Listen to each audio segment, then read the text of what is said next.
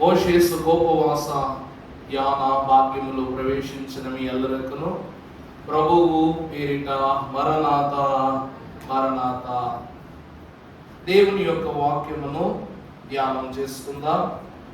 పరిశుద్ధ లేఖన భాగములో నుండి నిర్గమకాండ గ్రంథము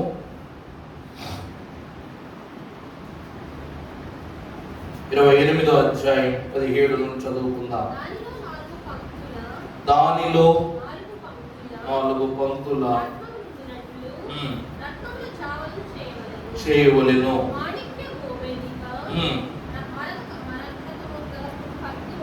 మొదటిది పద్మరాగ నీల సూర్యకాంతమును గల పంక్తి రెండవది గారుక్మతయు విషుమరాయి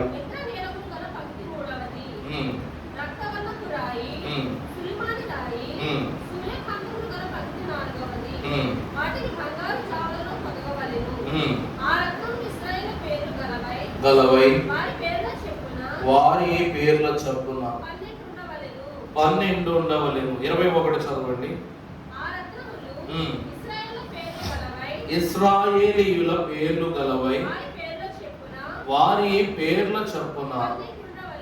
చాలా ప్రభువునందు దేవుని ప్రియబిడ్డలారా, ప్రియ సంఘమైన వారులారా, దేవుని యొక్క వాక్యమును దీన మనస్సుతో వినుటూ వివరించుటకు దేవుడిచ్చిన గొప్ప కృపను బట్టి నిన్నటి దినమున రూబేను గోత్రమునకు సూచనగా న్యాయ విధాన పథకముపై మాణిక్య అను రాతిని ప్రభువు ఆయన స్థిరపరుచుకుని దాని యొక్క వైభవమును అమూల్యతను ప్రభువు వివరించారు. ఈరోజు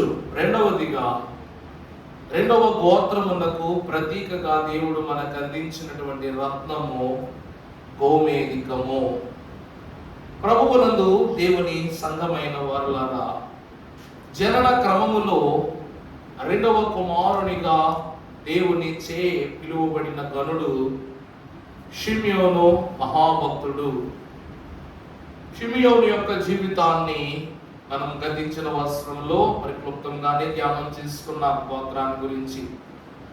దేవుని యొక్క లేఖన భాగాన్ని మనము చూసినట్లయితే ఆదికాండం 29:33 వచనం మనం ఒకసారి చదువుకున్నట్లయితే, ఆమె మరలా గర్భవతి అయి కుమారుని కని నేను ద్వేషింపబడితినన్న సంగతి యెహోవా విన్నాడు గనుక ఈ కుమారుని దేవుడు నాకు దయచేసెను అనుకుని అతనికి షిమ్యోను అని పేరు పెట్టెను. ప్రభువునందు దేవుని ప్రియబిడ్డలారా, నాకు కలుగుచున్న ద్వేషం ఎవరు వింటున్నారు? దేవుడు విన్నాడు కాబట్టి నాకు ఈ పుత్రుని దేవుడు నాకు దయచేసాడు గనుక ఇతనికి నేను షిమ్యోను అని పేరు పెడుతున్నా. ప్రభువునందు ప్రియులారా, షిమ్యోను అను పదమునకు అర్థము దేవుడు వినును. దేవుడు ఏం చేస్తాడంట? వినును. అసలు ప్రభువు ఏం వింటాడండి? ఏమండి? దేవుడు వినును. నేను ద్వేషింపబడ్డాను నేను ద్వేషింపబడిన స్థితిని, అంటే నా భర్త నన్ను ద్వేషిస్తున్నాడు, ఈ ద్వేషభావము గల స్థితిని దేవుడు ఏం చేస్తున్నాడు? పైనుండి ప్రభువు కేవలము ద్వేషింపబడిన వారి యొక్క స్థితిని మాత్రమే వింటాడా? ఇంకేమీ వినడా అంటే కొన్ని విషయాలు చూసి అసలు వాక్యంలోనికి వెళ్ళిపోదాం. పరిశుద్ధ గ్రంథములో నుండి కీర్తన 65:2, ప్రార్థనలు ఆలకించువాడా. దేవుడు ఏం వింటాడంట? ప్రార్థనలు కూడా వింటాడంట. ఈమె ద్వేషింపబడిన స్థితిని బట్టి దేవుడు ఈమె యొక్క మొరను ఆలకించాడు. మొర అనగా ప్రార్థన. తన భర్త యొద్ద నుండి ఈమె పొందుకొన లేనటువంటి ఆ ప్రేమను దేవుని యొద్ద నుండి పొందుకొని ఉన్నది కాబట్టి దేవుడు ఈమె ప్రార్థనను వింటున్నాడు. దైవజనుని యందు దేవుని ప్రియులారా, దైవజనులు అంటూ ఉన్నారు, దేవుడు మన యొక్క మొరను విని ఆయన మనకు అందించే విషయాలు ఏమిటి అంటే వాక్కు చేత సమస్తమును సరిచేయు బోధ. అందుకే దైవజనులు ఏమన్నారు? పుణ్య కథలు ఆలకించండి దేశీయులారా, పుణ్య కథలు విన్న ఎడల పోవును మీ పాపరాశి. లేయా భక్తురాలా, రాహేలు భక్తురాలా? అవునే, లేయా గొప్ప భక్తురాలా, రాహేలు గొప్ప భక్తురాలా అంటున్నా? లేయాయే గొప్ప భక్తురాలు. కారణం ఏంటంటే లేయా మహాఘనురాలుగా దేవుని యొక్క ఏర్పాటును బట్టి ఈమె యాకోబు జీవితంలోనికి దేవుడు పిలుచుకుంటే ఆమెను అనగా రాహేలును తన సహోదరిని ఇష్టపడ్డాడు అన్న ఒక కారణాన్ని బట్టి తన మామ వేసిన ఒక ముడే ఈ రాహేలుతో లేయా యొక్క అనుబంధాన్ని ఇద్దరికి స్థిరపరచడం. కానీ రాహేలు చేసినటువంటి తప్పు ఏమిటంటే ఆమె తన పుట్టినిండు వస్తూ ఏం తెచ్చుకుందంట? అది విగ్రహాలను తెచ్చుకుందంట. దేవునికి వ్యతిరేకత గల క్రియలను చేయుటను బట్టి ఎంత గొప్ప కుమారుడు తన గర్భమున జనించిన శ్రేష్టమైనటువంటి పలుకులు గల వినతులను విజ్ఞాపనలను లేయా నోటనే ప్రభువు కనపరుస్తూ మనం చూస్తున్నాం. దేవుడు ప్రార్థన మాత్రమే వింటాడా అంటే మలాకీ గ్రంథం 3:16 మనము చూసినట్లయితే అక్కడ మరో మాట రాయబడి ఉంది. మలాకీ 3:16, అప్పుడు యెహోవా యందు భయభక్తులు గలవారు ఒకరితోనొకరు మాటలాడుచుండగా, ఏమండి దేవుడు రెండవదిగా ఏం వింటాడంట? దేవుడు మన మాటలను వింటాడంట. దేవుడు ఏం వింటాడంట అండి? మాటలు వింటాడంట. దేవుని ప్రియబిడ్డలారా, మాటలను వినుటనగా వినునప్పుడు, వివరించున్నప్పుడు, దేవుని యొక్క క్రియను జరిగించున్నప్పుడు, నోరు నాలుక దాటి మాట నాలుక దాటునప్పుడు బహు జాగ్రత్త పడవలెను. ఎందుకనగా ప్రభువు వింటున్నారు కాబట్టి. ప్రభు మన మాటలు కూడా వింటారంట. మరి అలాగిలా కూడా కాదు, చెవియొగ్గి. ప్రభు ఎలా వింటారంటండి? చెవియొగ్గి వింటారట. మూడవదిగా మీరు చూసినట్లయితే నిర్గమాకాండం 16వ అధ్యాయం 11వ వచనం.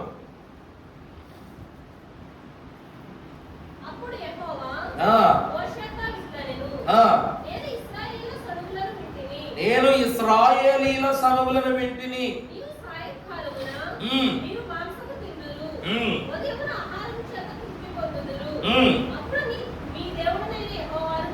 నేనే.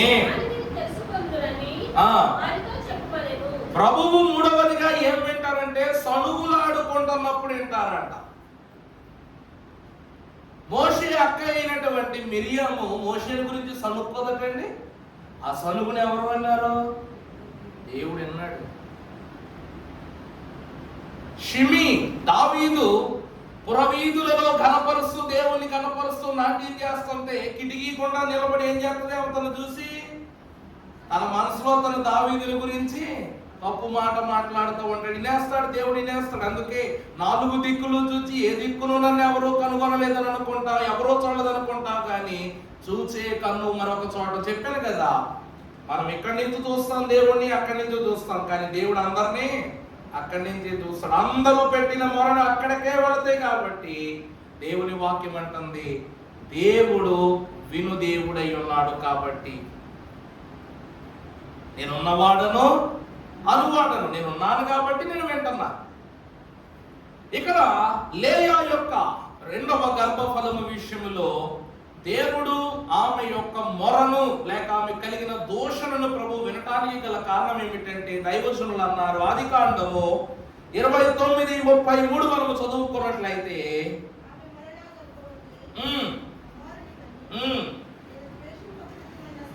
నేను ద్వేషింపబడి తిని అన్న సంగతి ఇతనిని కూడా నాకు దయచేసిన. ప్రభువునందు దేవుని ప్రియబిడ్డలారా, ఇక్కడ ఉన్న లేయా నీతిమంతురాలు. ప్రభువు దూషణలను బట్టి ఆమె వైపు చూశాడంటే ప్రభు అంటారు, నీతి విషయమై, క్రీస్తు విషయమై, సిలువ విషయమై, పరలోక రాజ్య విషయమై నిందపాలైన వారిలో ధన్యులు, వారు పరలోక రాజ్యాన్ని స్వాతంత్రించుకొందురు అని దేవుని వాక్యం సెలవిస్తుంది. కాబట్టి ఈ లేయా నీతిమంతురాలు కనుక నీతిమంతురాలు దూషింపబడుటను బట్టి యెహోవా దేవుడు ఈమె యొక్క మొరలను వింటూ ఉన్నాడు. ప్రభువునందు దేవుని ప్రియబిడ్డలారా, గోమేధికము అనగా అగ్ని వంటి రాయి. గోమేధికం అంటే అర్థం ఏంటండి? అగ్ని వంటి రాయి.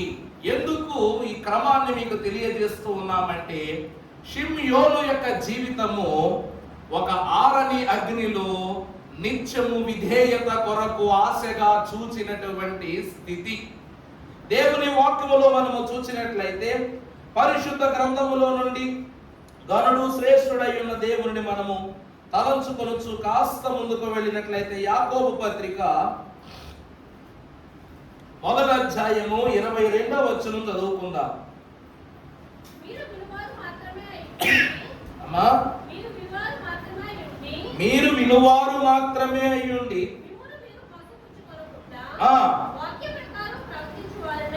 వాక్య ప్రకారము ప్రవర్తించువారునై ఉండుడి. దేవుని వాక్యములో ఆదికాండం 49:5వ వచనములో యాకోబు తన ప్రియ కుమారులకు తాను దీవెన ఇస్తూ షిమ్యోను గురించి అంటున్నాడు. చదువమ్మా. షిమ్యోను వారి ఖడ్గములు, బలాత్కారపు ఆయుధములు.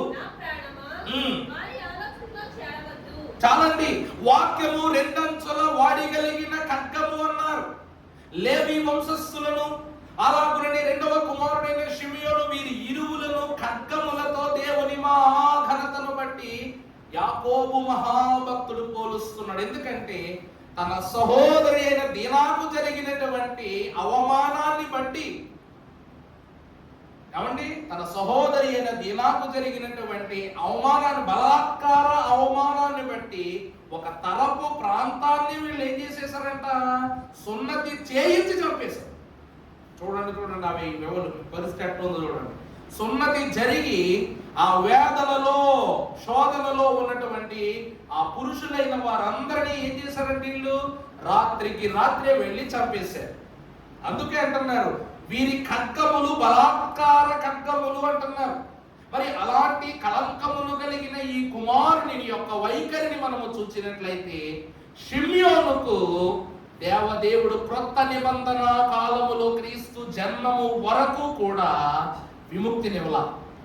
లేవీయులకు క్రీస్తు పని యందు పరిపూర్ణత లభించు వరకనగా రాకడ పర్యాంతము కూడా తన స్వాస్యంగా దేవుడు నిలబెట్టుకున్నాడు. అంటే దేవుని సున్నతిని గౌరవించక వారి ఉక్రోషముతో చేసిన ఒక దుర్మరణ క్రియను బట్టి, దుష్కార్యక్రియను బట్టి దేవుడు ఈ ఇరు కుటుంబములకు విధించినటువంటి శిక్ష ఏమిటంటే, ఒకటి షిమ్యోను గోత్రములో సుమ్యోను ప్రవక్తను మనం చూస్తాం కదమ్మా. క్రొత్త నిబంధన, నీవు మనుష్య కుమారుని యొక్క పరిశుద్ధతను ప్రతూతను కనుపరచుకుని అతన్ని ఎత్తుకుని 100వ వచనము పలుకు వరకు షిమ్యోను వంశమునికి ఏం లేదు, విముక్తి లేదు, విమోచన లేదు.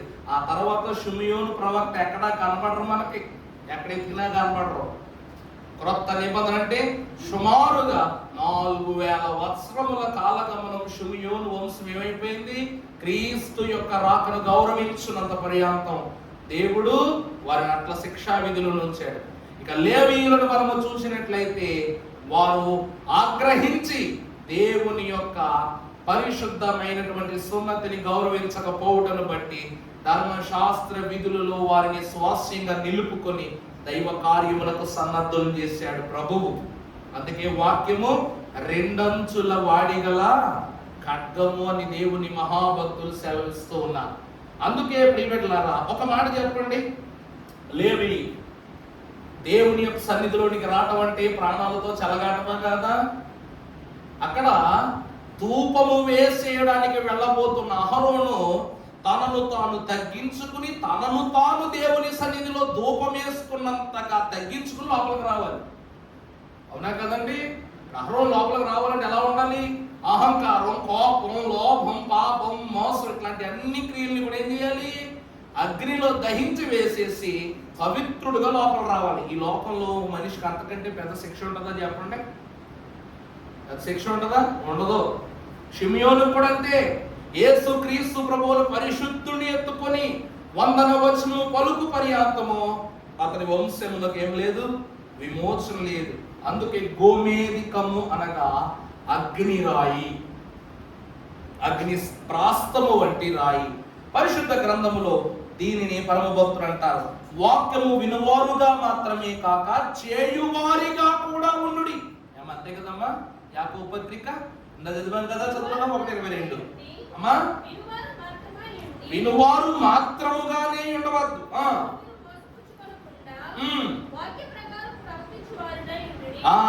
ప్రభు ఏమంటున్నారు?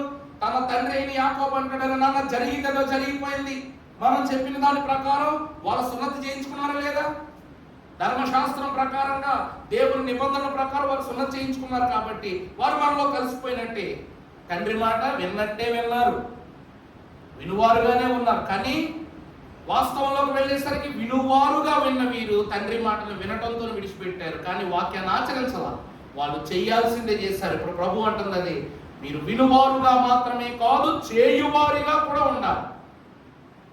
వినుట వలన విశ్వాసం కలుగును, విశ్వాసం వలన రక్షణ కలుగును. అవునా కదా?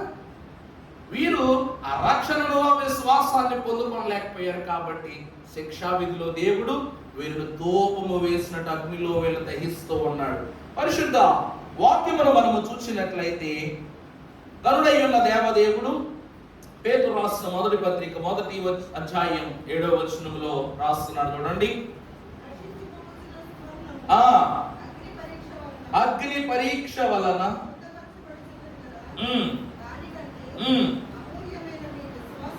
అమూల్యమైన మీ విశ్వాసము పరీక్షకు నిలిచినదై యేసు క్రీస్తు ప్రభువు ప్రత్యక్షమైనప్పుడు మీకు మెప్పును, మహిమయు, ఘనతయు కలుగుటకు. ఇందాకేమని చెప్పా? భూమేధికం అంటే అగ్నిలో ప్రకాశించే రాయి అని చెప్పా. ఇప్పుడు అక్కడ చదివినటువంటి వాక్య వచనాన్ని బట్టి కొంచెం జాగ్రత్తగా గ్రహించుకోండి. ఒక్కసారి చదువమ్మా, ఏమనుకోకుండా నువ్వు. ఇప్పుడు షిమియోను పాపాన్ని బట్టి నశించిపోవాలి, నిజమా కాదా? మరి సొంత చేసిన జోలికి వెళ్ళకూడదు. దేవుని ఖడ్గము మోషే మీదకి వస్తుందని తెలిసే పరమ భక్తురాలైనటువంటి ఎవరు? మోషే భార్య అయినటువంటి సిపోరా ఏం చేసింది? సున్నతి చేసేసినప్పటికప్పుడు దేవుని ఖడ్గం వారి మీద, కానీ సున్నతి చేయబడిన వారి మీదకే ఖడ్గం చూశారు వీళ్ళు. అందును బట్టి వీరు నశించిపోవచ్చున్న వరసలో ఉన్నారు. కాబట్టి ఇది నశించిపోవు వంశముగా ఉండరాదని అర్థమవుతుందా అండి? దేవుని ఇష్టజనముగా వీరు ఉన్నారు కాబట్టి ఇది నశించిపోవుట ప్రభువుకి ఇష్టము లేదు. కాబట్టి నశించిపోవచ్చున్న సువర్ణము షిమ్యోనును అగ్ని పరీక్షలో పెట్టిన సువర్ణముతో పోలుస్తున్నాడు. అగ్ని పరీక్షలో పెట్టిన బంగారముతో పోలుస్తున్నాడు దేవుడు. సువర్ణము వలె శుద్ధపరచబడుచున్నది కదా. దానికంటే అమూల్యమైన మీ విశ్వాసం. చాలండి. ఈరోజు దేవుడు ఈ వంశాన్ని గాని నిలువబెట్టకపోయి ఉండుంటే లూకా సువార్త 2వ అధ్యాయం 25వ వచనములో ఇంత గొప్ప ఆశీర్వాద వచనాన్ని మనం వినగలిగే వాళ్ళమా? చదువమ్మా. ఒక మనుష్యుడుండెను, అతడెవరు? ఇన్నేళ్ల శ్రమను బట్టి, పరీక్షను బట్టి, వారు దేవునిలో నిలువబడుటకును బట్టి దేవుడు షిమ్యోను వంశమునకు షిమ్యోను అనే ఒక మనుష్యుడు, అతడు నీతిమంతుడును భక్తిపరుడును అయ్యుండి. అర్థమైందా అండి? ఎవరి కొరకు కనిపెడుతున్నాడంట? నశించిపోవలసిన వానిని అగ్ని పరీక్ష చేత పవిత్రపరచుకుని దేవుడు భక్తిపరునిగా, నీతిమంతునిగా, ఇశ్రాయేలీల క్షేమము కొరకు ప్రార్థించడి వరుసలో ఉంచాడు. సంతోష్ కుమారి గారు మీరు చదవండి. ఇప్పుడు ఇందాక చదివిన వచనం పేతురు పత్రిక.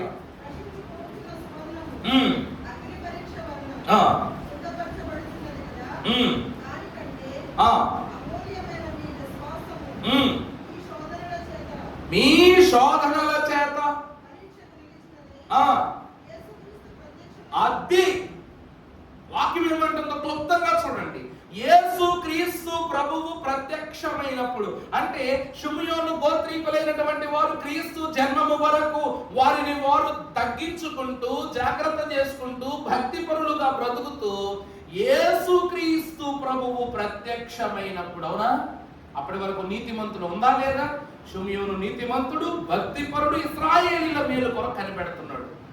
ఎప్పుడైతే ఆయన ప్రత్యక్షమయ్యారో చదువమ్మా, మీకు మెప్పును మహిమయు ఘనతయు కలుగుటకు, అవునా కాదా? ప్రభువుని చేతిలోనికి తీసుకుని నాథా, ఎంత గొప్ప మాట అండి అది, నాథా ఇప్పుడు నీ మాట చప్పున సమాధానంతో. చూసారు, ప్రభువుని ఎత్తుకోగానే భక్తిపరుడు, నీతిమంతుడు, ఇశ్రాయేలీల మేలు కొరకు కనిపెడుతూ అగ్ని వంటి శ్రమలలో నలిగిపోతున్నటువంటి షిమ్యోను సమాధానం పడ్డాడు ప్రభువుని ఎత్తుకోగానే. ఎంత మేలో చూచారంటండి దేవునివి, ఎంత గొప్ప క్రియలో చూచారా? ప్రభువుని ఎత్తుకొని ఇప్పుడు నీ మాటను బట్టి, అమ్మయ్యా, అక్కడ బాలుని ఎత్తుకున్నాడు. ఎత్తుకున్నది బాలుని, బాలుడికి మాటలేవచ్చు, కానీ షిమ్యోను ఎత్తుకున్నది కేవలము బాలుని కాదు. అతడు అన్న మాట బాలుని విషయమే కాదు.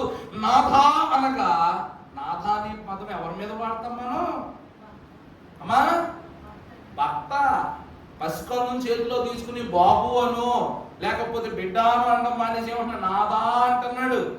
అంటే ఇప్పుడు పుట్టిన ప్రభువును బట్టో, సిలువెక్కిన ప్రభువును బట్టో, ఆరోహణుడైన ప్రభువును బట్టో, లేక పరలోక రాజ్యములో ఉన్న ప్రభువును బట్టో ఆ మాట పలకల.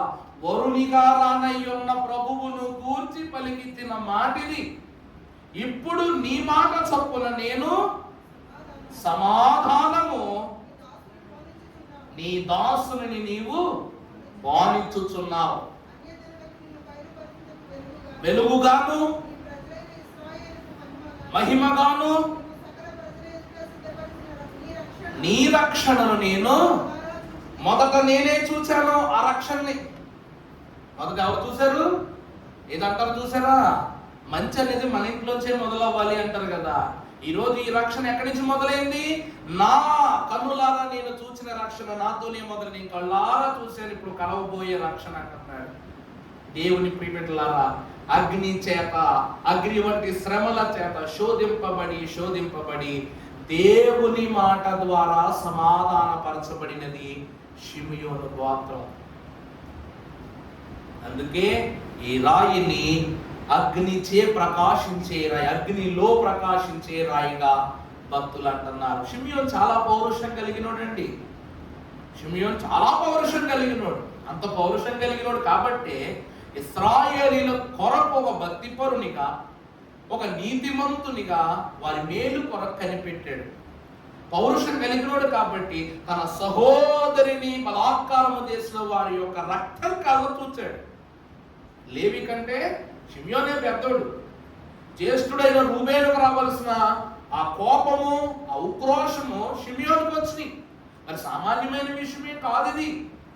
ఎందుకు అంటే పరమ భక్తుడైనటువంటి అబ్రహాము రోషము కలిగిన భక్తుడు. అబ్రహాము గారండి రోషము కలిగిన భక్తుడు. అంత రోషం ఉంది కాబట్టి దేవుడు అనగానే తన కుమారుడిని అర్పణ ఇవ్వడానికి కూడా వెనకాలేదు, కత్తెత్తడానికి వెనకాలేదు. ఎక్కడ ఏడిస్తే కన్నీటి బాష్ప బిందువులు లోకహితమైపోతాయేమోనని నా కన్నీరు నా ప్రభువు కొరకే ఇవ్వాలని రోషముగా పనిచేసిన అబ్రహాం, ఆ రోషమే ఈ తదితర వంశములకు దేవుడు అనుగ్రహించాడు. వాక్యములో ముందుకు వెళ్ళినట్లయితే ప్రభునందు ప్రియబిడ్డలారా, పరిశుద్ధ గ్రంథంలో నిర్గమాకాండ 8:29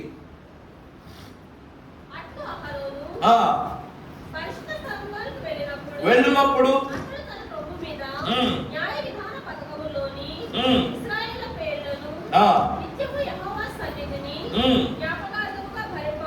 జ్ఞాపకార్థముగా దేవుని ప్రియబిడ్డలారా తన అన్నతో కలసి చూడండి తన అన్నతో కలసి తన సహోదరికి జరిగినటువంటి అవమానమునకు కత్తి ఎత్తిన షిమ్యోను యొక్క సహకార్యకు లేవీయులు అనగా అహరోను వంశస్థులు ఈ తరుణమందు తన అన్న యొక్క దోషమును కూడా పరిహారము చేయుటకు న్యాయ విధాన పథకముపై రెండవ రత్నముగా ఈ భారమును లేవి వంశము యొక్క హృదయముపై నిలుపుకున్నాడు దేవుడు. మధ్యవర్తిత్వంగా దేవుడు నిలిపిన వాడై ఉన్నాడు.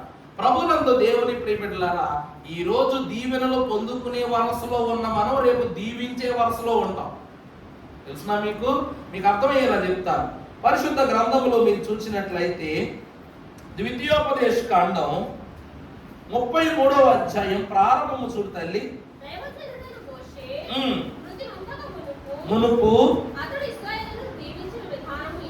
ఎలాగంట?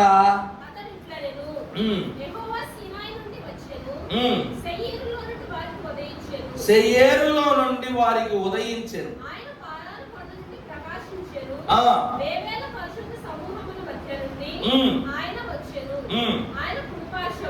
కుడి పార్శ్వమున ప్రేమించెను. ప్రభువునందు ప్రియబిడ్డలారా, దీనిని దీవెనల అధ్యాయము అంటారు. ఈ అధ్యాయములోనే షిమియోను గోత్రమునకు మనం చెప్పాను కదా, ఏబాలు కొండపైన గెరీజీము కొండపైన 6 గోత్రాలను దీవెన కొరకు 6 గోత్రాలు శాపము కొరకు దేవుడు నిలబెట్టాడు కదండి. 33వ అధ్యాయం ఈ అధ్యాయములో వీళ్ళు దీవెనలు పొందుకున్నారు. కానీ 27వ అధ్యాయములో దీవెనలు ఇస్తున్నారు. ఈరోజు దీవెన పొందుకున్న వారు రేపు దీవింపబడతారు. మీకు ఉదాహరణకు వాక్యాన్ని బట్టి మీరు చూసినట్లయితే యేసు క్రీస్తు ప్రభు వారు బాప్తిస్మమిచ్చు యోహాను చేతిలో జరిగించుకున్న కార్యము సృష్టిలో ఏ నరుడు కూడా పొందుకోనని క్రమం. అందుకే యోహాన్ అంటాడు, ప్రభువా నీ చెప్పులు మోయుటకు, అంటే తను పాదాలతో పోల్చుకున్నాడు, పాదాల కింద చెప్పులతో పోల్చుకున్నాడు తన స్థితిని. కానీ దేవుడు ఎక్కడ ఉంచాడంట?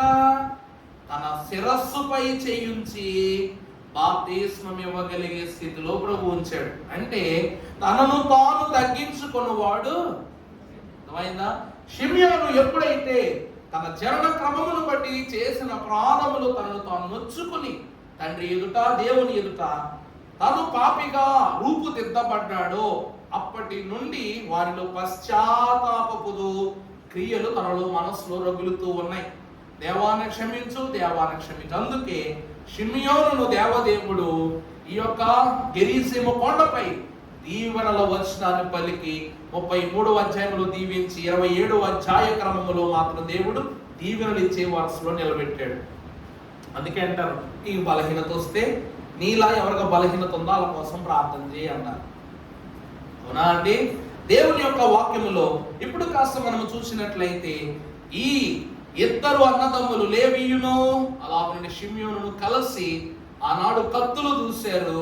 ఈనాడు ఇరువురును ఒకరు ప్రధాన యాజకుని హృదయముపై ఒక రాయిగా నిలువబడి, లేవి వంశస్థుల యొక్క హృదయముపై పథకముపై రాయిగా నిలబడి పశ్చాత్తాపమును బట్టి లేవి వంశాన్ని దేవుడు వాడుకుని షిమ్యోను వంశమును మనుష్య కుమారుడు అంటే అసలు సిసలైన ప్రధాన యాజకుని ఎత్తుకొని తనలో తాను సమాధానపరచబడ్డాడు. అంతే కదండి. అహరోను లోపలికి వెళ్ళేది ఎందుకు? దేవుని మాట కోసం. ఆ మాట అర్థమవుతుందా మీకు? అహరోని నైవేద్యాలన్నీ పట్టుకుని ప్రత్యక్ష గుడారంలోకి ఎందుకు వెళ్తున్నాడు? ఎవరి మాట కోసం వెళ్తున్నాడు? దేవుని మాట కోసం. అలాగన అహరోను దేవుడితో మాట్లాడటాన్ని బట్టి, దేవుడు అహరోనుతో మాట్లాడని బట్టి లేవి వంశస్థుల యొక్క ప్రాణం చల్లబడింది అనమాట. మా పాపాలు దేవుడు క్షమించాడు. మరి షిమ్యోను పరిస్థితి ఏంటి? షిమ్యోను పరిస్థితి ఏంటి? అందరు గోత్రాలతోనని ఇక్కడ ఒక రాయి పెట్టుకుని లోపలికి వెళ్ళి షిమ్యోను వంశాన్ని గురించి ప్రభువా క్షమించు అంటాడు. కానీ కలిసి చేసిన పాపము కలిసి ఉంటే పోద్దా, విడపోతే పోద్దా చెప్పండి?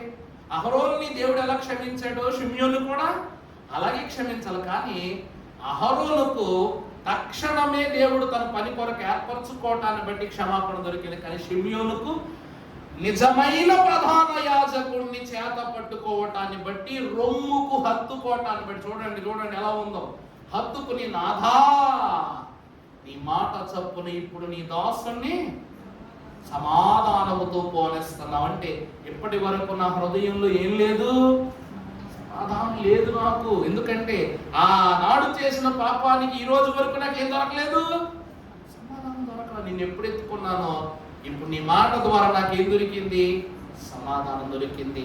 ప్రధాన యాజకుడు, నిజమైన ప్రధాన యాజకుని ఎత్తుకొనుటను బట్టి గోత్రనామములో దేవుడు ఈ యొక్క రాయికి అగ్ని వంటి, మన ప్రభువు ఎవరు, అగ్ని వంటి, దహించు అగ్ని వంటి వారు.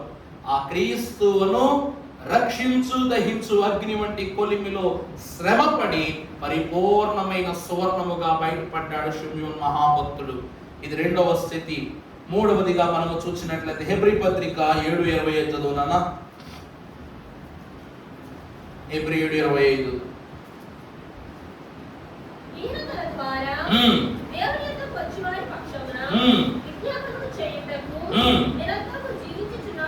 నిరంతరము జీవించుచున్నాడు గనుక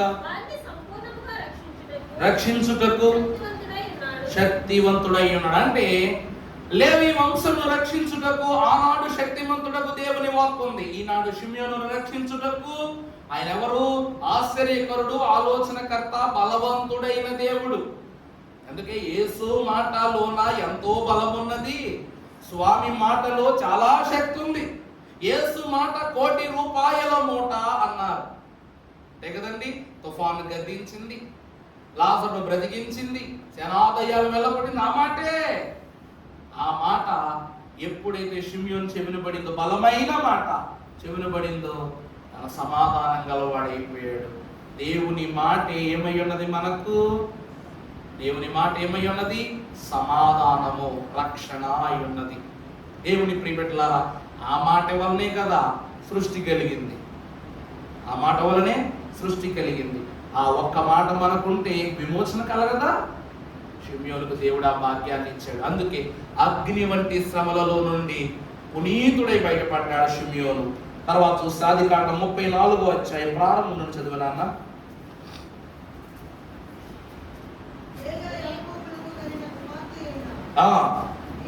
దీనా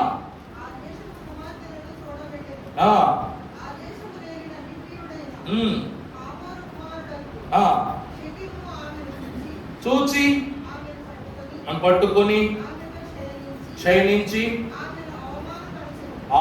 ఆమెను అవమానపరచెను.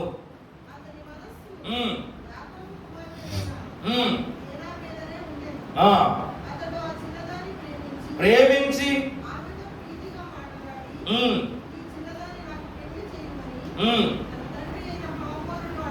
అడిగేను, చెరిపెనని విని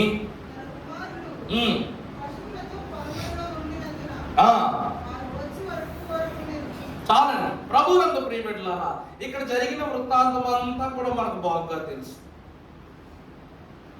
వీరిని బట్టి కుమారులందరినీ సముదాయించటం, మరలా వివాహం కొరకు ఆమోదించటం, అలాగే సున్నతి కొరకు వారిని ఆదేశించటం, వారు ఆ నిర్ణయాన్ని ఒప్పుకోవటం అన్నీ మనకు బాగా తెలుసు.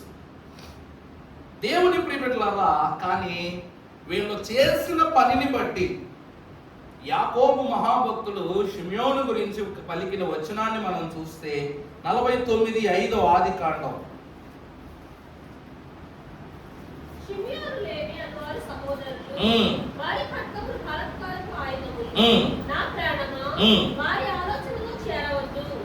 నా ప్రాణమా వారి ఆలోచనలో చేరవద్దు. ఏమండి, షిమ్యోనుల గురించి అంటే ఈరోజు అగ్ని అనేటువంటి స్థితి మనకేం చెప్తుందో తెలుసా? హెచ్చరిక చెప్తుంది, అంతే కదండి. అగ్ని అనే సూచన మనకి ఏమని చెప్తుంది? హెచ్చరిక సూచన, హెచ్చరిక సూచన చెప్తుంది. అంటే దాని అర్థం ప్రమాదం. షిమ్యోను లేవి అనే వారితో చేసే సాంగత్యం ఎలాంటిది? ప్రమాదకరమైన సాంగత్యం అని యాకోబే చెప్తున్నాడు. ఎందుకు చెప్తున్నాడు? చదువు నాన్న, కంటిన్యూ చేయమ్మా. నా ఘనమా వారి సంఘముతో సరే వేరు చేసి మాట్లాడుతున్నాడు యాకోబు మహాభక్తుడు. నా ఘనమా ఆ సంఘంతో ఘనమా అంటే తదుపరి వారు బెడ్లో కుటుంబం. వీరిని ఎలా మారుస్తున్నాడు? కుటుంబం నుంచి వేరు చేసి సంఘంలా వేరే సంఘంగా మాట్లాడుతున్నాడు అన్నమాట. ఇక్కడ ఎక్కడైనా రెండు సంఘాలు ఉంటాయి. ఒకటి దేవుని మాట వినే సంఘం, రెండవది లోకమును పాటించే సంఘం. ఈ మాట నిజమంటారా కాదంటారా? దేవుని సన్నిధిలోనే దేవుని మాటను వినేవారముగా చాలా మంది ఉంటాం, కానీ దేవుని మాట లెక్కింపని వారు వేరే వరుసలో ఉంటారు. అందుకే గొర్రెలు మేకల యొక్క తీర్పుల గురించి ప్రభువు పరలోక రాజ్యములో ప్రస్తావన చేస్తారు. గొర్రెలు దేవుని మాట వింటాయి, మేకలు వింటాయా? మేకలు వింటాయి, వినవు. వీళ్ళ వేరే సంఘం. ఇప్పుడు ప్రత్యేకంగా ఏమని చెప్తున్నాడంటే నా ఘనమా. ఘనమా అంటే గొర్రెలు, నా సంఘం అని అర్థం. ఈ సంఘం అనగా ఈ మేకల యొక్క సంఘములో నీవు కలుసుకోవద్దు. చదువమ్మా. కోపము వచ్చి మనుషులను చంపిరి, ఎద్దులు తెగగొట్టిరి, వేండ్రమైనది కఠినమైనది అవి. ఇక్కడ దేవుడు షిమ్యోనుని శపించలా, లేవీని శపించలా. దేని శపించాడంట? దేని శపించాడంట? సరిగా చదవకుండా అక్కడ ఏమనుంది? 7వ వచనం. వాని కోపం వేండ్రమైన కోపం అంటే దానికి ఇంకా అద్దు పొద్దు ఉండదాయే. తర్వాత కఠినమైనది అవి. అర్థమైందండి? దేవుడు శపించింది లేవీని షిమ్యోని కాదు. వారి కోపాన్ని, వారి ఉగ్రతని, వారి యొక్క దూషణ హృదయాన్ని, వీటిని శపించాడు. అందుకే అహరోను లోపలికి వచ్చేటప్పుడు అన్ని పైకి వదిలేసి రావాల్సిందే. అవునా? షిమ్యోను కూడా క్రీస్తు ప్రభువుని ఎత్తుకునేంత వరకు ఎలా ఉన్నాడు? కోపం లేదు, తాపం లేదు, శాపం లేదు, క్రోధం లేదు, ఏమీ లేదు. నాదాట చేతులు చాపి పిల్లోని గుండె కత్తుకున్నాడు. శాపం ఇచ్చినది మనుష్యులకు కాదు, మనస్తత్వానికి శాపం ఇచ్చాడు దేవుడు. మనస్తత్వానికి శాపం ఇచ్చాడు. మరి ఇది సందర్భం కాదో తెలియదు కానీ ఆ కాలంలో దుర్వాసుడు అనే ఒక ఋషి ఉండేవాడంట. దుర్వాసుడు అనే మహర్షి ఉండేవాడంట. అనావృత్తి తిప్పుతున్నా అంతే, జస్ట్ గుర్తుకు అంతే. ఆయనకు కోపం వచ్చిందంటే చాలు శాపం ఇచ్చేస్తాడంట. కష్టపడి తపస్సు చేస్తాడు. వరాలు ఇవ్వటం కంటే ఎక్కువ శాపాలు ఎత్తమే ఎక్కువ అంట. శపించి ప్రతి ఒక్కరు అతను వస్తున్నాడు అంటే చాలు, ఓరు బాబోయ్ వస్తున్నాడు రా నాయన, ఇప్పుడే శాపం ఇస్తాడని భయపడిపోయేవారంట అందరూ. ఎవరంట? దేవుళ్ళు, వాళ్ళు, వీళ్ళు అంటూ పెద్ద పెద్ద వారు, రాజులు, మహారాజులు, దేవుళ్ళు కూడా ఏమైపోయేవారంట? భయపడిపోయేవారంట. ఈ దూర్వాసుడు ఇంత కోపోగ్రేతుడై ఉన్న అతని యొక్క కోపం ఎక్కడుండేదంటే అరికాల్లో ఉండేదంట. ఎక్కడుండేదంటే అరికాల్లో ఉండేది. ఎందుకంటే దూర్వాసుడికి అరికాల్లో కన్నుండేదంట. ఆ ముక్కు మీద కోపం ఉండేది. దానికి సొల్యూషన్ ఎక్కడుండేది? అరికాల్లో ఉండేది. ఎవరు గ్రహించేవారు కాదంట. ఆయనకు సరిగా సఫరీ చేయకపోయినా, పట్టించుకోకపోయినా, ఆయన మాట గ్రహించకపోయినా ఏం చేసేవాడు? అంటే నోటికి ఎంత పెద్ద శాపం వస్తే అంత శాపం ఇచ్చేసేవాడు. ఆ కోపానికి విరుగుడు. ముక్కు మీద కోపం అంటారు చూసారా? సేమ్ సేమ్ సేమ్ అనమాట. అంతే అతను. అతనికి అరికాల్లో ఉండేదంట. అతనికి అరికాల్లో కన్ను ఉండేదంట. ఆ కంటితో ప్రతి ఒక్కరిని కూడా దాని యొక్క స్థితి కంటిలో ఉంటే దాన్ని ఒక ఆయన నలగొట్టేసాడు అనమాట, కన్ను నొక్కేసాడు అనమాట. అప్పటి నుంచి అతను ఏమైపోయాడు? శాంతమూర్తి అయిపోయాడు. ఈరోజు మనుషులకు కూడా అంతే. సౌలు మహాభక్తుడు పౌలుగా మార్చబడటానికి 2 రోజులు 3 రోజులు దేవుడు ఏం చేశాడు? వాళ్ళు మొత్తం చీకటి చేసేసాడు. అప్పుడు సౌలు ఏమైపోయాడంట? పౌలుగా మార్చబడాడంటే తన అహంకారం, క్రోధం, తన ప్రతి స్థితి కూడా దేవుడు 3 రోజులు అంధకారమయంలో మారిపోయింది. మరి సంసోను అహంకారం, నేను బలాఢ్యుడిని, నేను బలవంతుడిని, నేను 1000 మంది ఫిలిష్టీయులు చంపాను అన్నాడు. ఎప్పుడైతే ఒక స్త్రీ తన యొక్క గిరిజాలు కట్ చేసేసి ఏమైపోయింది? అహంకారం, బలం అన్నీ కూడా ఏమైపోయినాయి, ఒక జుట్టుతో పోయినాయి అంతే. దేవుని వాక్యం కూడా సెలవిస్తున్నది అదే. దేవుడు మనకు కొన్ని దైవ లక్షణాలు ఇచ్చాడు. ప్రేమ, న్యాయము, స్వతంత్రత, శక్తి, జ్ఞానం, జీవము. ఇలాగున దేవుడు మనకు దివ్య లక్షణాలు ఇస్తే మనుషులు అంటే ఇవన్నీ విడిచిపెట్టి ఏ లక్షణాలు తెచ్చుకున్నారంటే, దేవా మేము జన్మమును బట్టి నైజమును బట్టి పాపులమై ఉన్నాం, ప్రవర్తనను బట్టి క్రియలను బట్టి పాపులమై ఉన్నాం. ఇలాగున ప్రవర్తన క్రియలను బట్టి పాపాలు తెచ్చిపెట్టుకున్నారు. అందుకే దేవుడిచ్చినవి పోయి లోకం ఇచ్చినవి పనిచేస్తున్నాయి. కాబట్టి దేవుడు వాటిని శపిస్తున్నాడు. దేవుడు వాటిని శపిస్తున్నాడు. ఆ శాపమునకు గల సమాధానమే దేవుడు అక్కడ ఇచ్చాడు. ఇక్కడ వాక్యం ఏమంటుంది అంటే అగ్ని అనగా హెచ్చరిక. చదువు నాన్న ఒకసారి. ఆదికాండం 49 చదువు. వేండ్రమైనది,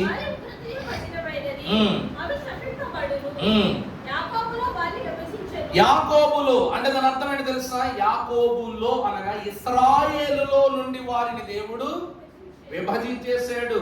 ఎందుకంటే 2 కత్తులు ఒక వరలో ఉండకూడదు కాబట్టి. 2 కత్తులతో పోల్చాడు కదా, వరలో ఉండకూడదు కాబట్టి వేరు చేసేసాడు దేవుడు. తర్వాత ఇశ్రాయేలులో నుండి దేవుడు వారిని, అది యాకోబు చేసే పని, క్షమించాలి, షిమ్యోను చేసే పని, లేవి చేసే షిమ్యోనుకు ఎప్పుడు అనుకరణం చేయకుండా దేవుడు చేసేసాడు. ఎందుకంటే దేవుని ప్రిమిట్లారా, 2 మంచి వాళ్ళు పక్కన పెడితే మంచోడు తయారవుతాడో లేదు తెలియదు, కానీ 2 చెడ్డ వాళ్ళు పక్కన పెడితే మాత్రం క్లాస్ అంతా చెడ్డోళ్ళు అయిపోతారు. దేవుడు అందుకే ఈ 2 ఖడ్గాలను ఎక్కడ ఉంచాలో అక్కడ ఉంచాడు. దేవుని ప్రిమిట్లారా, హెచ్చరిక దేవుడు యాకోబు ద్వారా సెలవిస్తున్నాడు.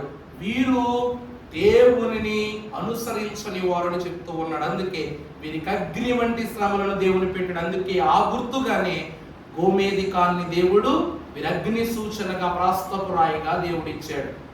తర్వాత మనము చూసినట్లయితే పరిశుద్ధ గ్రంథములో నుండి మత్తయి సువార్త 5వ అధ్యాయం 8వ వచనం.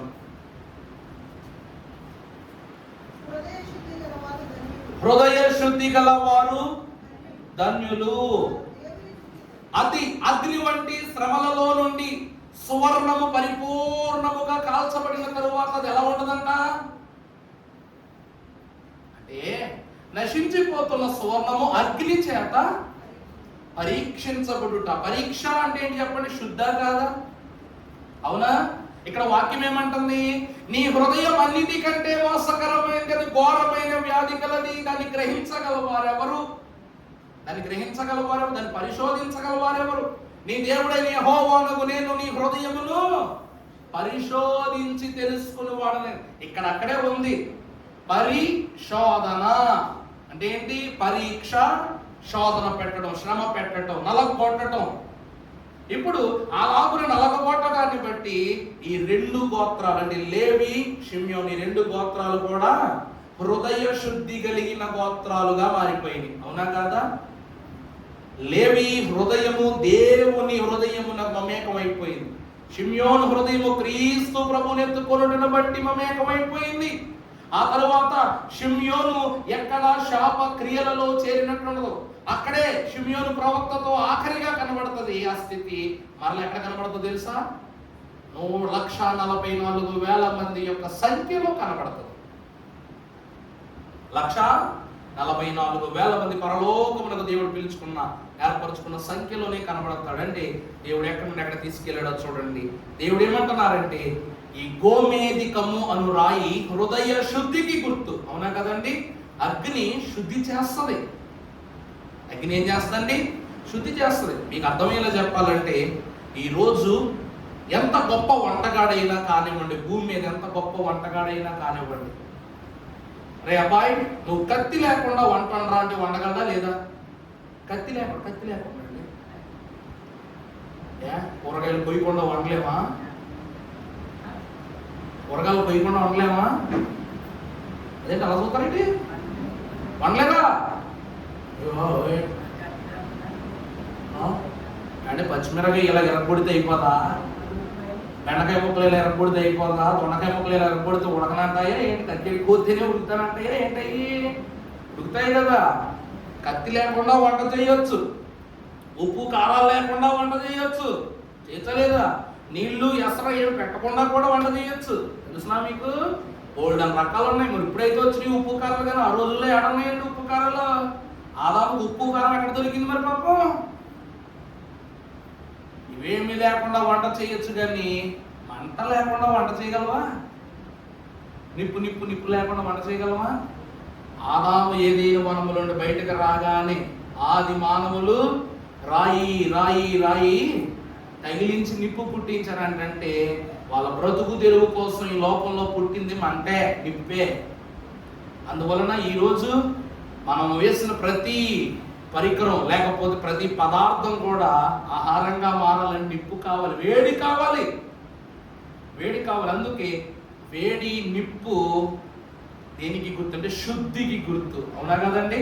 పచ్చిగా ఉన్న కూరగాయల్ని వేడి చేసి శుభ్రం చేసి అది ఆహారంగా మారుస్తుంది. దేవుని వాక్యాన్ని బట్టి చూస్తే శ్రమలు అను కొలిమి అగ్ని కూడా ఈ హృదయాన్ని ఏం చేస్తున్నాయి? వేడి చేసి శ్రమ పెట్టి శుద్ధీకరణ చేస్తున్నాయి. కాబట్టి హృదయ శుద్ధి గలవారు ధన్యులు. అందుకు ఇది అగ్నికి సూచనగా ఈ గోమేధికపు రాయిని దేవుడు అనుగ్రహించిన వారై ఉన్నారు. ముందుకు వెళదాం. ప్రకటన గ్రంథము 2:11.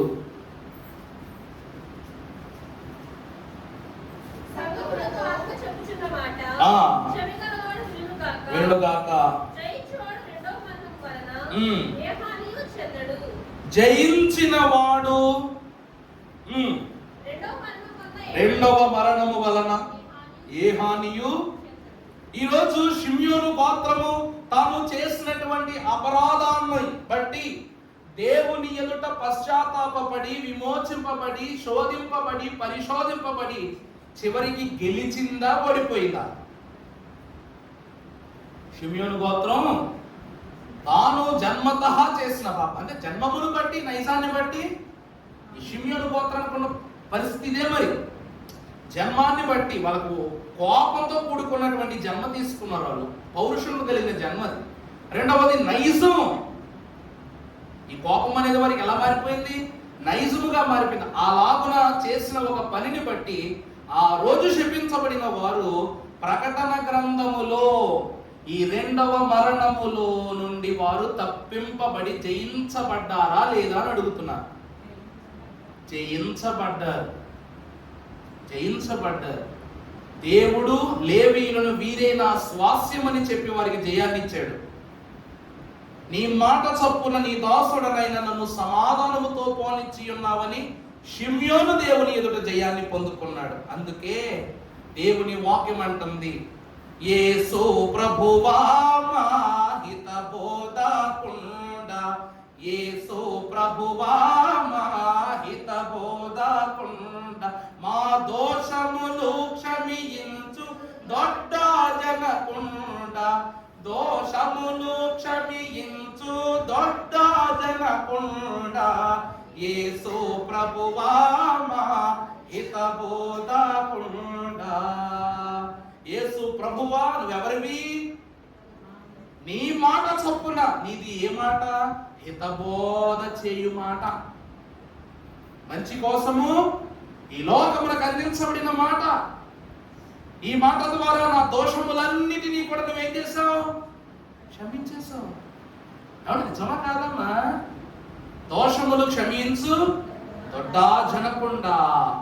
దేవుని ప్రియబిడ్డలారా, క్రీస్తు ప్రభువునకు తండ్రి యొక్క సర్వాధికారము తండ్రి ఇచ్చేశారు.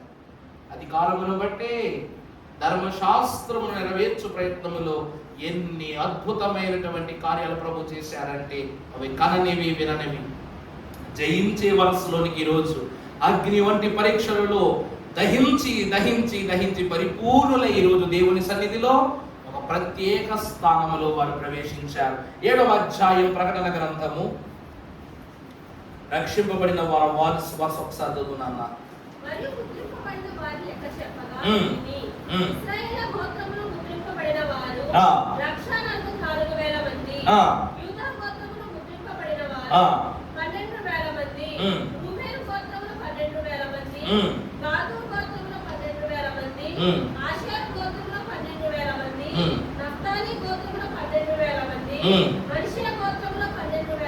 షిమ్యోను గోత్రములో తర్వాత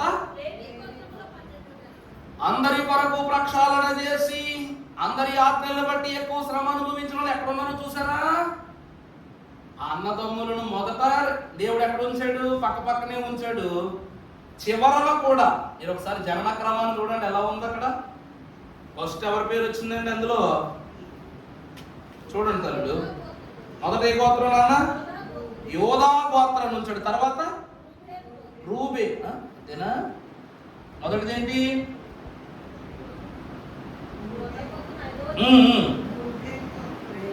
యోధా గోత్రము 12,000 మంది. రూబేను, తర్వాత గాదు ఎక్కడో చివర పుట్టినోడు పట్టుకొచ్చి పైన పెట్టాడు దేవుడు. తర్వాత ఆషేరు గోత్రం, ఇదే కదా మార్చబడింది దేవుడు. ఆ తర్వాత ఇవన్నీ చూసారా? పంక్తిలో అమర్చబడినటువంటి ప్రతి రాయి కూడా తారుమారైపోయింది కదండి ఇక్కడికి వచ్చేసరికి. కానీ లేవి, షిమ్యోను పక్కనే ఉన్నారు. చూసారా మీరు? షిమ్యోను గోత్రం తర్వాత ఏముంది? వాళ్ళ ఆఖర ఉన్నా కూడా దేవుడు పుట్టినప్పుడు వారిని ఎలా ఉంచాడో పరలోకపు ప్రజా సంఖ్యలో కూడా అలాగే ఉంచాడు. దీన్ని బట్టి వీళ్ళు జయించిన వారా, ఓడిపోయిన వారా? దేవుని సంగమా గ్రహించండి. దైవజనులు అన్నారు, మీరు మర్మాల కోసం ప్రాకులాడండి, మహిమ వరకు ప్రభు తీసుకెళ్తారన్నారంట. మర్మాలను మీరు వెతకండి, మహిమ వరకు ప్రభువు మనం తీసుకుని వెళ్తారన్నారు. ఇది మర్మము. ఇదేమై ఉన్నదండి? మర్మము. అన్ని గోత్రాల వంశాలను చిన్నవారిని పైన పెద్దవారిని క్రింద చేర్చిన దేవుడు జనన క్రమములో 2వ కుమారునిగా షిమ్యోను, 3వ కుమారునిగా పుట్టిన లేవీయులను పరలోక ప్రజా సంఖ్యలో కూడా దేవుడు అన్నదమ్ముల యొక్క హితం చెప్పాడు కదా. వీరు 2 ఖడ్గములని చెప్పాడు. అవునా? ఈ 2 ఖడ్గాలను దేవుడు ప్రజా సంఖ్యలో కూడా అలాగనే నిలవబెట్టుకున్న వాడై ఉన్నాడు. అందుకే వీరెవరంట? కలిసి పాపం చేసిన వీరు చివరిలో కలిసే జయాన్ని పొందుకున్నారు. ఇక్కడను పైనక్కడను ఒక్క కుటుంబముగానే ఉన్నారు. చూసారా? రాశారని మన తండ్రి గారు. మరి ఎంత గొప్ప మాట. చివరి మాటలు చూచి పరిశుద్ధ గ్రంథములోని ఈ వాక్కును ముగించుకుందాం. పరిశుద్ధ గ్రంథములో నుండి 21వ అధ్యాయం 18వ వచనం. ఆ పట్టణపు ప్రాకారము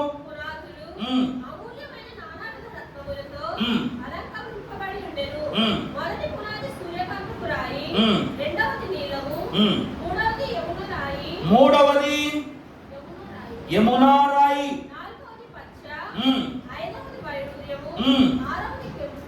రెండవది నీలము.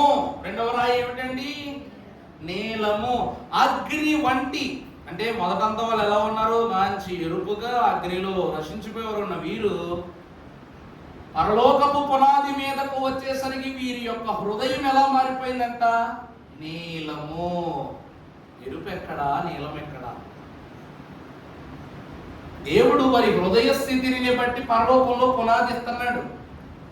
హృదయ స్థితిని బట్టి దేవుడు రంగునిస్తున్నాడు. అప్పటి వరకు కోపోగ్రేతులైన వీరు ఇప్పుడు నీళ్ల వలె చల్లబడిన వారి యొక్క వరసలో చేర్చబడ్డారు. కాబట్టి ఆఖరిగా ప్రభు అంటున్నారు, షిమ్యోను గోత్రము పరలోకపు పునాదిలో దేవుని యొక్క స్వభావమునకు అనుగుణ్యముగా ప్రభువు తనను తాను తగ్గించుకున్నాడు. ఆయన ఎంత తగ్గించుకున్నాడో ఆయన ఎదుట షిమ్యోను అంటే తగ్గించుకోవడాన్ని బట్టి నీలము అనగా నీలి రంగు కలిగినటువంటి రాయిని పునాది పైన రంగుగా ప్రభువు ప్రాప్తింపజేశారు. దేవుని ప్రియబిడ్డలారా, 7 విషయాలు ఈరోజు చూచారు. అగ్నిలో మొదలైన వీరు ఎక్కడికి వచ్చారంట? అగ్ని రంగు, అగ్ని ప్రాస్తము వంటి రంగులో ఉన్న వీరు నీలము అనేటువంటి స్థితికి వచ్చేసారు. అంటే దేవుడు ఎంతటి కఠినాత్ములైనా కూడా ఏం చేసేయగలడో? కరిగించేయగలడు. దేవుడు ఎంతటి కఠినాత్ములైనా కూడా కలిగించేస్తాడు. ఈరోజు నేనే గొప్ప, నేనే గనుణ్ణి, నేనే శ్రేష్ఠుని అనుకునేవారు ఎంతమంది ఉంటారు. కానీ ఏమండి, మన తాతల కంటే మన పౌరుషాలు ఉన్నాయని చెప్పండి. మన తండ్రులు, మన పితరుల కంటే పౌరుషాలు, రోషాలు, భక్తి జీవితాలు మనకు ఉన్నాయి చెప్పండి. వాళ్ళకంటే దీటుగాను దిక్కుగాను మాట్లాడగలిగే సామర్థ్యం మనకు ఉందా? మరి వాళ్ళకు మూలం వీళ్ళందరూ. వీళ్ళంటి వాళ్ళనే ఫరో అతని మహా కఠినాత్ముల్ని దేవుడు శాంతపరచినప్పుడు ఈరోజు మన హృదయంలో మండే ఈ పాపం, ఈ క్రోధం, ఇలాంటి అన్ని స్థితులు ఏ పాటివి చెప్పండి? దైవజనుడు దేవదాసయ్య గారు అన్నారు, ప్రభువు ఎవరంట? కోటి సూర్య ప్రకాశమానమైన వాడు అయినప్పటికీ తనను తాను తగ్గించుకుని ఎదురుకొచ్చి నిలవబడ్డాడు. ఆయన ఎదుట నిలువపడటానికి ఆయనకే కానీ కోపం వచ్చిందంటే ఆయన ఎదుట భూమి ఆకాశములు నిలబడవు. అవునా కదండి? తీర్పు కాలం వచ్చినప్పుడు ఆయన సింహాసనం మీద తీర్పు చెప్పినప్పుడు ఆకాశము నా సింహాసనం, భూమి నా పాదపీఠం అని చెప్పిన ఈ రెండు ఆయన ప్రస్థానములు ఉండవంట, అక్కడ పారిపోతాయి. అంతటి ఉగ్రత లేక పౌరుషము కలిగిన ప్రభువే మన కొరకు ఎన్ని రీతులుగా తగ్గించుకున్నారంటే, ఇదంతయు దేని గురించి తెలియజేయబడుతున్నదంటే రత్నము విలువైనది, విలువైనవి పరీక్షింపబడాలి, పరీక్షింపబడితేనే పవిత్రపరచబడతాయి, పవిత్రపరచబడినవి ప్రత్యేకముగా ఉంచబడతాయి. షిమ్యోను గోత్రము దేవుని పవిత్రతలో ప్రత్యేకించబడి శోధనల చేత పరీక్షింపబడి ప్రత్యేకింపబడిన గోత్రము కాబట్టి ఈ అగ్ని ప్రాస్తమగు రాయిని దేవదేవుడు గోమేధికముగా విలువైనటువంటి వస్తువుగా దేవుడు అనుగ్రహించాడు. గోమేధికము అనగా అగ్ని చిహ్నము అయ్యున్నది అని ప్రభు పేరిట మీకు తెలియజేస్తూ ఉన్నాను. దేవుని కృపను బట్టి ఇందాక మీరు ఒక వీడియో కూడా చూశారు. మరి దాని గురించి మరి చెప్పడానికి సమయం లేదు, కానీ ఒక చిన్న మాట చెప్పేస్తాను. చూసారా, మాట్లాడుతూ మాట్లాడుతూ కొడుకు నత్తుకున్న తల్లి నా కొడుకు ఏమైపోయాడో అని ఆలోచన కూడా లేదు. జనులు ఏం చేస్తారు? తమ దిశములను చూతురేమోనని మెలకువగా నుండి తమ వస్త్రమును, ఇప్పుడు ఆవిడ మెలకుగానే ఉంది, కొడుకును పట్టుకుంది, కొడుకు వెళ్ళిపోయాడు, వస్త్రాలే ఉన్నాయి చేతిలో. ఇప్పుడు ఆమె వస్త్రాలు మాత్రమే చూసుకుంటుంది. అర్థమవుతుందండి? ఆవిడ సీన్ కూడా అట్లాంటిదే. జనులు తమ దిశములను చూతురేమో, ఏది ఎక్కడా ఆ పరిస్థితి కూడా రానున్న రోజుల్లో మన కంటికి కనబడదు. నా బిడ్డ ఏమైపోయాడు అన్నటువంటి ఊహ ఆ వస్త్రాల్లో చూసుకుని దిగులు పడిపోతుంది. ఫ్లైట్ లో పక్కన పడుకున్న నా బిడ్డ ఎక్కడుంది, నా బిడ్డ ఎక్కడుంది, నా భర్త ఎక్కడున్నాడు, నా భార్య ఎక్కడుంది. చివరికి డ్రైవింగ్ చేసే పైలట్ కూడా రెప్పపాట్లు ఎగిరిపోయారు. చివరికి ఈ లోకంలో మిగిలిన తెలుసా? ధరించుకునే బట్టలు మాత్రం మిగిలింది. ఎందుకంటే మహిమ వస్త్రం కప్పి తీసుకెళ్ళిపోతాడు దేవుడు. మలిన వస్త్రాలు మాత్రం మిగిలిపోతాయి ఈ లోకంలో. ఆ మూవీ పేరు లెఫ్ట్ బిహైండ్. అంటే ఈ లోకములో వెలుపట, ఈ లోకము వెలుపట విడిచిపెట్టబడటం. ఈ లోకములో విడిచిపెట్టవలసినవి ఏం చేయాలి? లెఫ్ట్ అంటే వదిలేయటం, బిహైండ్ అంటే ఈ లోకంలో, ఈ మలిన లోకంలో వెనుక వదిలేయవలసింది చివరికి ఏంటి? ఈ మలినమైన స్థితులే. దేవుని ప్రియబిడ్డలారా, మనము ఏ విడిచిపెడతామో వాటిని బట్టే దేవుడు మనలను నూతన స్థితిలో నడిపించుకుంటారు. కాబట్టి ప్రభువే ఈ క్రొద్ది మాటలు మీ హృదయంలో ఫలింపచేయును గాక. ఆమేన్. పరమ కృపానిధి పరిశుద్ధుడా స్తోత్రము.